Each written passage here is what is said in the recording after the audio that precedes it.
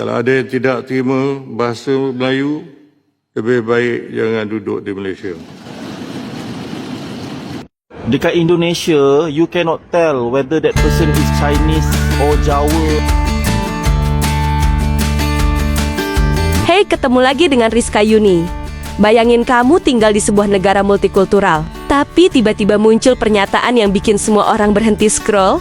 Beberapa waktu lalu, jagat media sosial Malaysia panas. Beredar narasi soal kemarahan Raja Malaysia terhadap warga yang dianggap tidak mau menggunakan bahasa Melayu sebagai bahasa utama. Isunya bukan cuma soal sehari-hari, tapi merembet ke sekolah-sekolah Cina yang masih mempertahankan bahasa Mandarin sebagai bahasa pengantar. Disinilah ceritanya mulai sensitif. Menurut narasi yang beredar, Raja disebut menegaskan bahwa bahasa Melayu adalah identitas nasional dan siapapun yang hidup di Malaysia seharusnya menghormati itu. Bahkan muncul klaim kalau tidak mau berbahasa Melayu, sebaiknya tidak tinggal di Malaysia. Kalimat ini langsung meledak, publik pun terbelah. Di satu sisi, ada yang mendukung penuh. Mereka bilang, ini negara Malaysia. Bahasa Melayu itu pemersatu. Kalau bukan sekarang ditegaskan, kapan lagi? Apalagi kekhawatiran soal generasi muda yang makin jauh dari bahasa nasional. Tapi di sisi lain, kemarahan juga datang deras. Bukan cuma dari masyarakat umum, tapi juga dari kalangan politik dan pengamat pendidikan. Mereka mengingatkan bahwa Malaysia dibangun dari keberagaman, dan sekolah vernakular Cina sudah lama menjadi bagian dari sistem pendidikan. Bahkan dijamin secara historis, yang bikin situasi makin panas. Isu ini bukan lagi soal bahasa, tapi soal identitas, hak budaya, dan rasa diterima sebagai warga negara. Ada yang merasa disudutkan. Ada juga yang merasa negaranya sedang kehilangan jati diri. Menariknya, perdebatan ini menunjukkan satu hal penting. Bahasa bukan cuma alat komunikasi, tapi simbol kekuasaan, sejarah, dan rasa memiliki. Sistem pendidikan negara juga perlu terus diperkasa sebagai pembinaan bangsa, jati diri dan masa hadapan negara.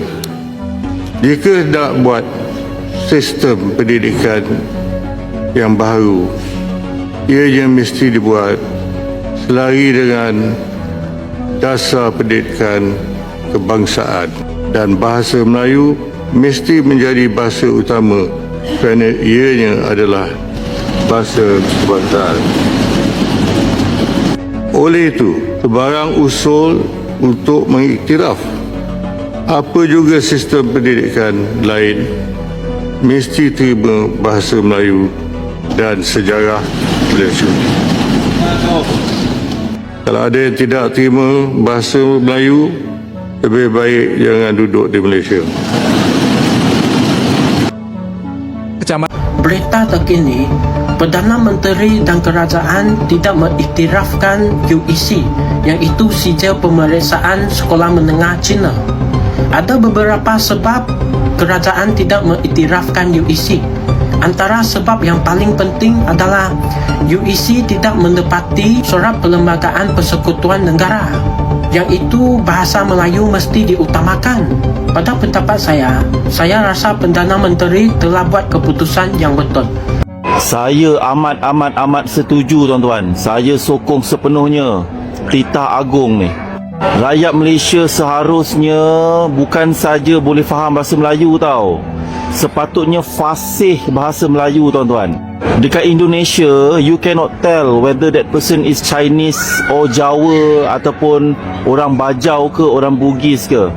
Dekat Indonesia kan, kalau siapa yang pernah pergi sana lah kan, everyone almost 99% fluent in Indonesian language. Dia bukan saja isu bahasa tuan-tuan, ini adalah isu identiti negara tu, faham? Kalau kau gelar diri kau sebagai rakyat Malaysia, pegang IC Malaysia, dapat benefit daripada kerajaan Malaysia, beli hartanah dekat Malaysia, besarkan anak semua pun dekat Malaysia, paling penting cari rezeki, berniaga, makan gaji semua dekat Malaysia. Kalau semua nikmat ni anda dapat dekat Malaysia, so sepatutnya apa? Sepatutnya anda kenalah daulatkan bahasa Melayu, betul tak? Kadang-kadang saya pelik mak ayah ni tuan-tuan, pelik sungguh. Daripada peringkat tadika taska, dia hantarnya ke kindergarten English. Lepas tu darjah 1 sampai darjah 6 hantar ke private school, pun menggunakan bahasa pengantara English. Masuk peringkat menengah, dihantarnya pula ke UEC, private school, international school yang memang sasah gunakan English. Betul tak? Lepas tamat je peringkat menengah, disumbatnya budak-budak ni ke college-college international yang memang, of course lah tuan-tuan, kalau dah sekolah pembahasa Inggeris, peringkat tertinggi, college semua tu, takkan bahasa Melayu, betul tak? So last budak ni daripada dia kecil, tadika sampailah ke peringkat college, university, memang tak boleh fasih bahasa Melayu langsung. Cakap pun tergagap-gagap.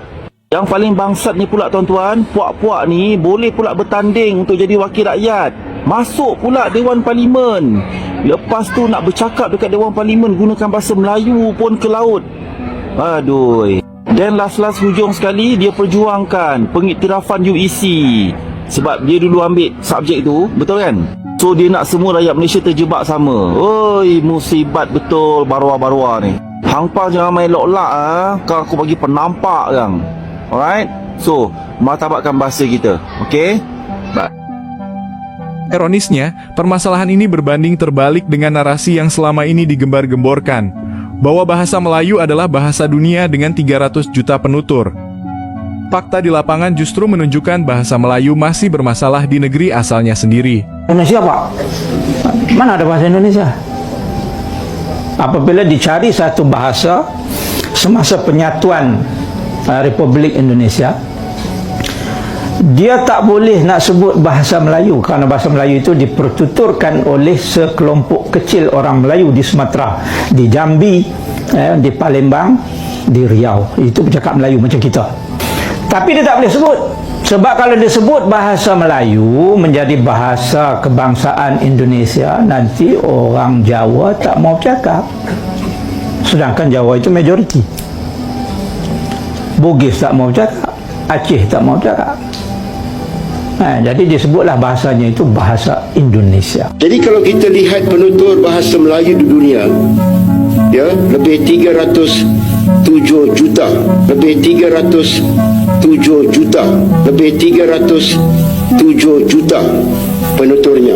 Tahukah anda lebih 300 juta penduduk ASEAN menggunakan bahasa Melayu sebagai bahasa pertuturan? Bahasa Melayu adalah bahasa ke-7 jumlah penutur teramai di dunia. Baru-baru ini, Perdana Menteri menyatakan dalam setiap usaha rasmi kerajaan, kita perlu menggunakan bahasa Melayu. Banggahlah kita dengan bahasa kebangsaan kita. Kita bertanggungjawab memperkasakan bahasa Melayu.